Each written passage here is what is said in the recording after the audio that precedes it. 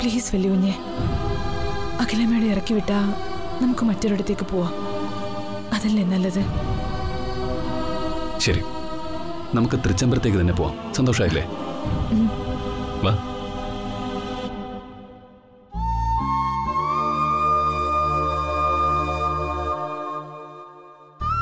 എന്താ തീരുമാനത്തിൽ വല്ല മാറ്റമുണ്ടോ?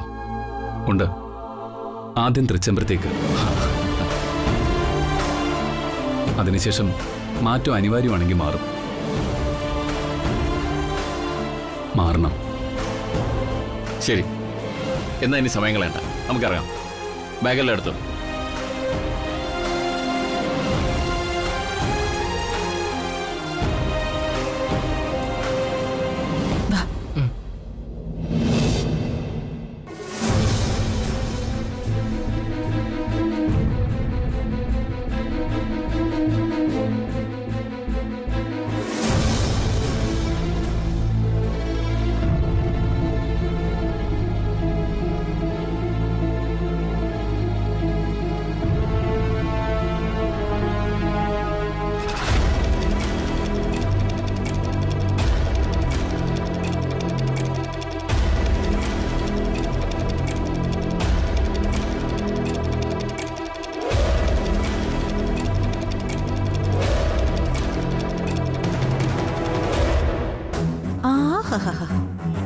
എന്തൊരു കാഴ്ച! അയ്യോ, എന്തൊരു സുഖം! ആകെ അസ്തമിച്ചുള്ള ഇരിപ്പാണ് അഖിലാണ്ടേശ്വരി.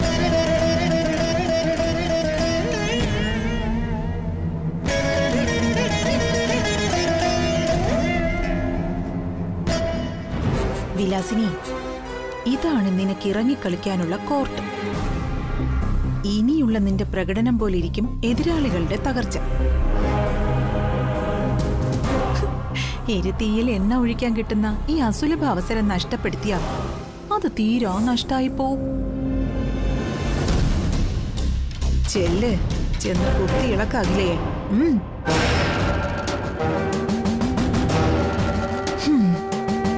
ഓം നമോ നമഃ ശിവായ.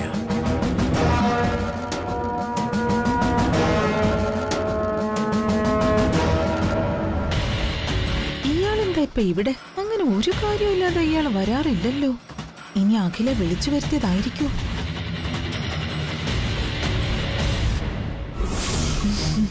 നമസ്കാരം. ആളില്ലേ ഇവിടെ?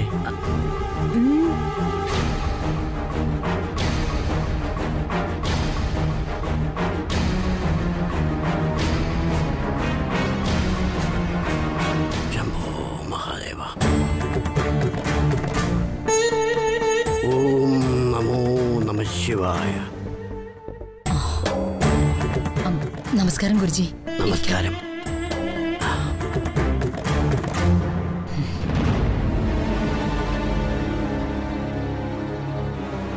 സങ്കടകാലമാണല്ലേ?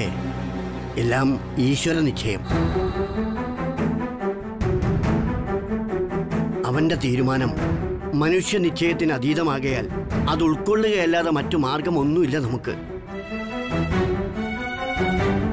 ഈ തൃച്ചംബരത്ത് നടന്ന പൂജാതി കർമ്മങ്ങളും ജാതക ഫലങ്ങളും പല പല സൂചനകൾ നൽകി വിളിച്ചോതിയതും ഇതുതന്നെയായിരുന്നു.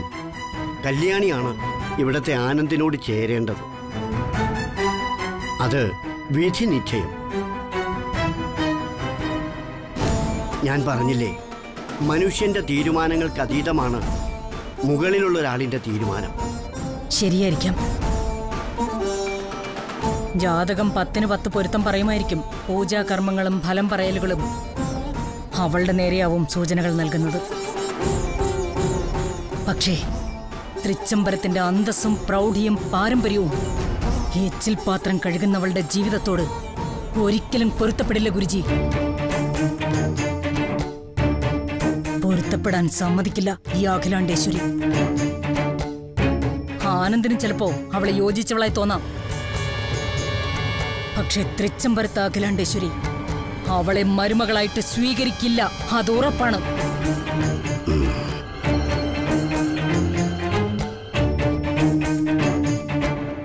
പ്രപഞ്ചത്തിൽ സർവകാര്യങ്ങളും വിധിഹിതമായേ നടക്കുകയുള്ളൂ.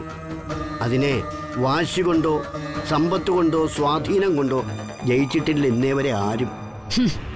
വിധി. ഏത് വിധിയുടെ കാര്യ ഗുരുജി പറയുന്നത്?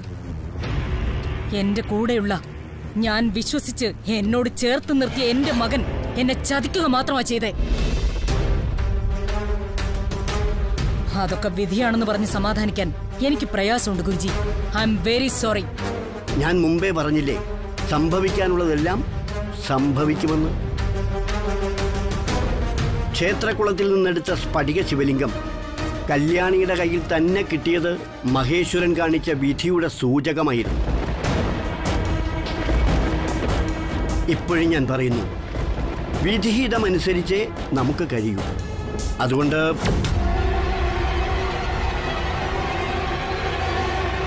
വിലാസിനി ചേച്ചി, ഗുരുജിക്ക് കുടിക്കാൻ എന്തെങ്കിലും കൊടുക്കണം. അദ്ദേഹം വിശ്രമിച്ചിട്ട് പൊയ്ക്കോട്ടെ.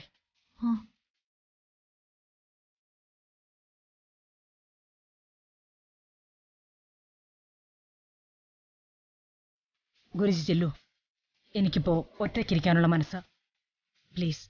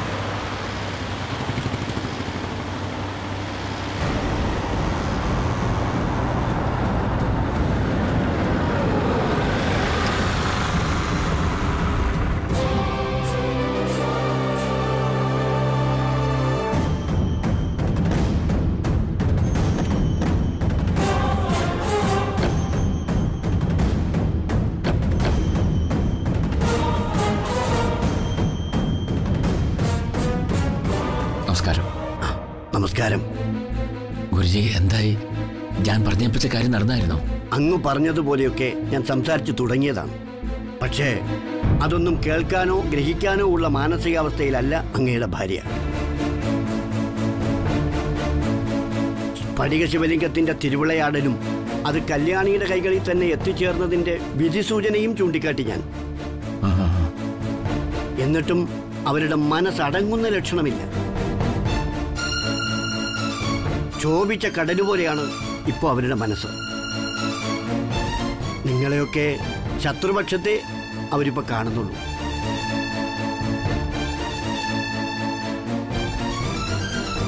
ആ വിഷയം തന്നെ സംസാരിക്കാൻ ഇഷ്ടപ്പെടാതെ ഭംഗ്യന്തരേനെ എന്നെ ഒഴിവാക്കുകയുണ്ടായത്. ഇനി നിങ്ങളെ എനിക്ക് സഹായിക്കാൻ കഴിയില്ല. ദൈവത്തിനൊരു നിശ്ചയമുണ്ടല്ലോ, എല്ലാം അതുപോലെ നടക്കും. ഞാൻ പോകുന്നു.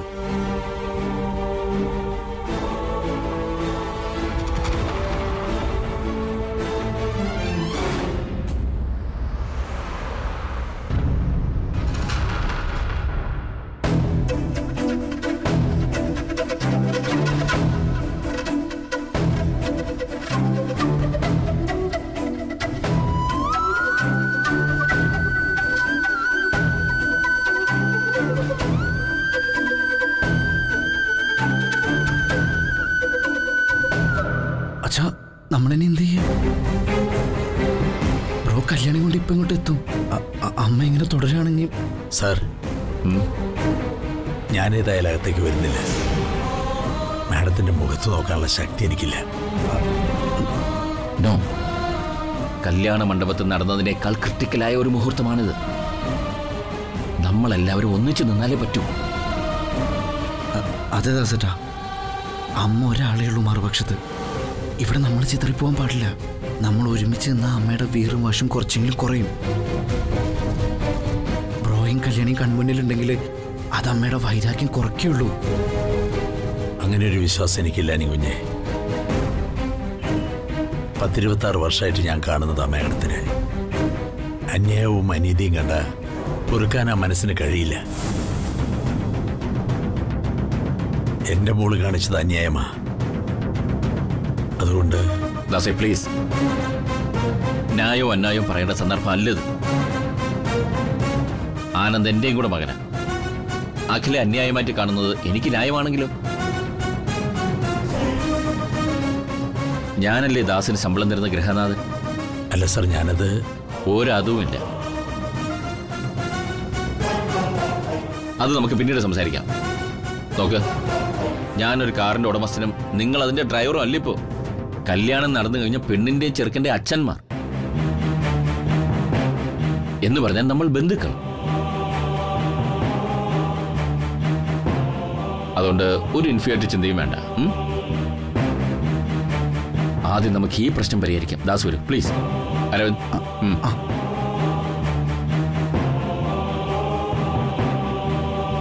ദാസേട്ട വന്നേ, നമുക്കെല്ലാം ശരിയാക്കാം. വാ വാ ദാസേട്ട.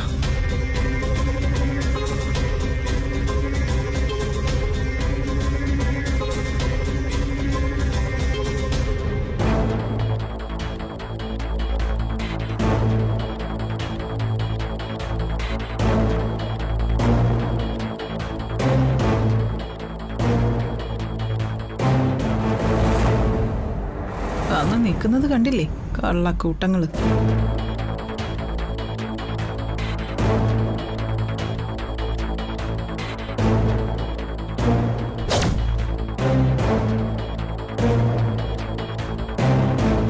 അഖില,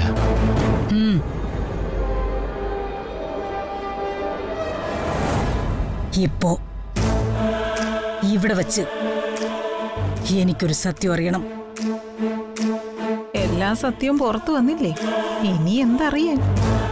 ആനന്ദിന്റെയും കല്യാണിയുടെയും കല്യാണം നടന്ന കാര്യം നിങ്ങളിൽ ആർക്കൊക്കെ മുന്നേ അറിയാമായിരുന്നു. അങ്ങനെ അങ്ങോട്ട് ചോദിക്കേ. ആനന്ദിന്റെയും കല്യാണിയുടെയും രഹസ്യ കല്യാണം മുന്നേ അറിയുന്നവർ ഇങ്ങോട്ടൊന്ന് മാറി നിൽക്കുക.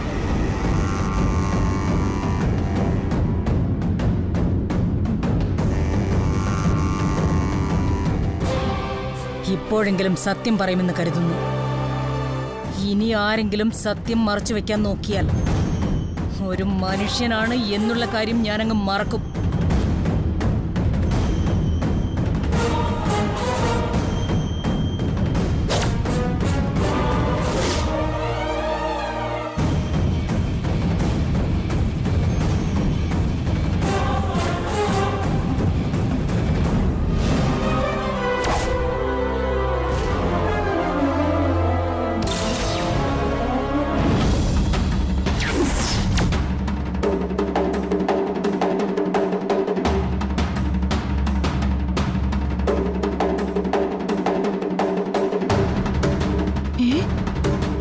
ഇത്ര ധൈര്യം എവിടുന്ന് കിട്ടി?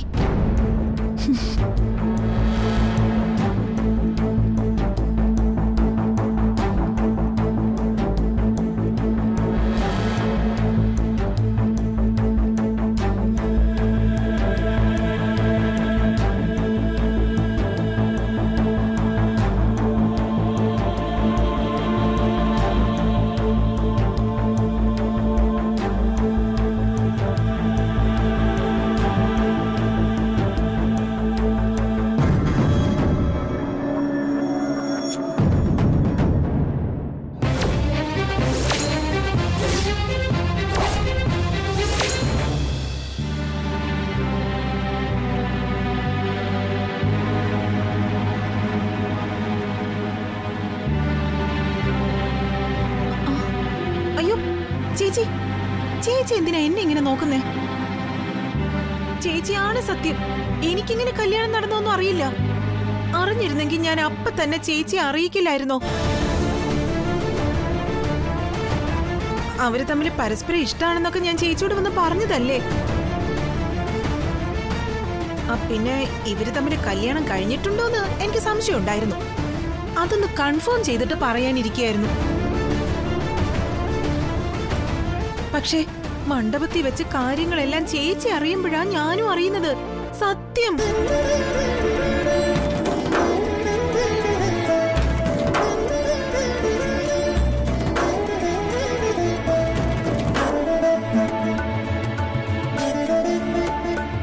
മറ്റുള്ളവരുടെ കാര്യമൊക്കെ വിട്. കൃഷ്ണേട്ടനെങ്കിലും എന്നോട്. വേണ്ട കൃഷ്ണേട്ടാ. കൃഷ്ണേട്ടൻ എന്നോട് വിശ്വാസവഞ്ചന കാണിക്കുമെന്ന് ഞാൻ ഒരിക്കലും കരുതിയില്ല. എത്ര തവണ ഞാൻ ആനന്ദിന്റെ കല്യാണക്കാര്യത്തെക്കുറിച്ചും കല്യാണിയെക്കുറിച്ചും ഒക്കെ കൃഷ്ണേട്ടനോട് പറഞ്ഞിരിക്കുന്നു. അപ്പോഴൊന്നും ഇതെന്നോട് പറയാൻ തോന്നിയില്ലേ കൃഷ്ണേട്ടന്? ഞാൻ എന്റെ ജീവനേക്കാൾ വില കൊടുക്കുന്ന തൃച്ചംബരത്തിന്റെ അഭിമാനത്തിനും പാരമ്പര്യത്തിനും കളങ്കം വരുന്ന രീതിയിൽ ആനന്ദ് ഒരു കാര്യം ചെയ്തിരുന്നു. അതെന്നോട് പറയാതെ ഒളിപ്പിച്ചു വെച്ചുവല്ലേ കൃഷ്ണേട്ടൻ? കൊള്ളാം. ഇതിലും നല്ലത് ഞാൻ ഉറങ്ങുമ്പോഴേ ഒരു വലിയ പാറക്കല്ലെടുത്ത് എന്റെ തലക്കടിച്ച് കൊല്ലുന്നതായിരുന്നു. നിർത്താ. ഒന്നും പറയണ്ട. ഇത്രയും നാൾ ഞാൻ ഭാര്യയായി നിങ്ങളുടെ കൂടെ ജീവിച്ചതിന് ഒരർത്ഥവും ഇല്ലാണ്ടാക്കി കളഞ്ഞല്ലോ കൃഷ്ണേട്ടാ.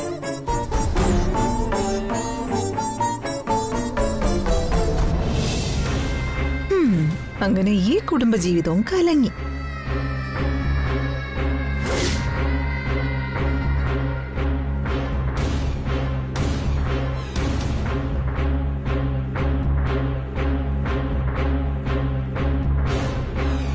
ട്രിച്ചംബരത്തിന്റെ അന്തസ്സിനും അഭിമാനത്തിനും കോട്ടം വരുത്തുന്ന രീതിയിൽ എന്നും ഓരോരോ പ്രശ്നങ്ങൾ ഉണ്ടാക്കിക്കൊണ്ടുവരുന്നത് നീയാ.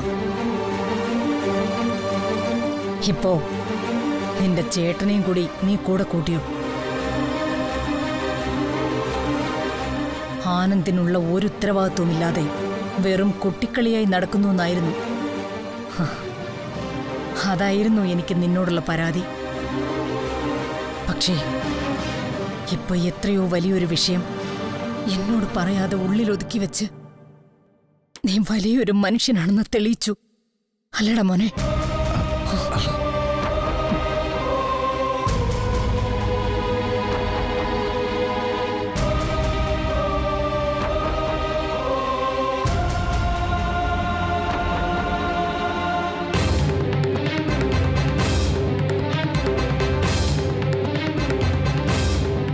തൃച്ചംബരത്ത് വന്നു കയറിയുള്ളല്ലേ. ഞാൻ നിന്നെ മരുമകളെ പോലെയല്ല സ്നേഹിച്ചത്. എനിക്ക് പിറക്കാതെ പോയ എന്റെ മകളെ പോലെയല്ലേ. കുടുംബത്തിന്റെ പേരും പെരുമയും സംരക്ഷിക്കേണ്ടവളല്ലേ നീ. സോറി അജി, ആനന്ദും കല്യാണിയുമായിട്ടുള്ള ബന്ധമൊന്നും എനിക്കറിയില്ലായിരുന്നു. അവരുടെ കല്യാണ സമയത്ത് വളരെ വൈകി മാത്രം കാര്യങ്ങളെല്ലാം ഞാൻ അറിയുന്നത്. വൈകിയാണ് അറിഞ്ഞതെന്നോ? എപ്പോ അറിഞ്ഞു എന്ന് പറഞ്ഞിട്ടെന്താ? നീ അറിഞ്ഞ ഉടനെ അത് എന്നോട് പറയണമായിരുന്നു. എന്തിനാ നീ മറച്ചത്?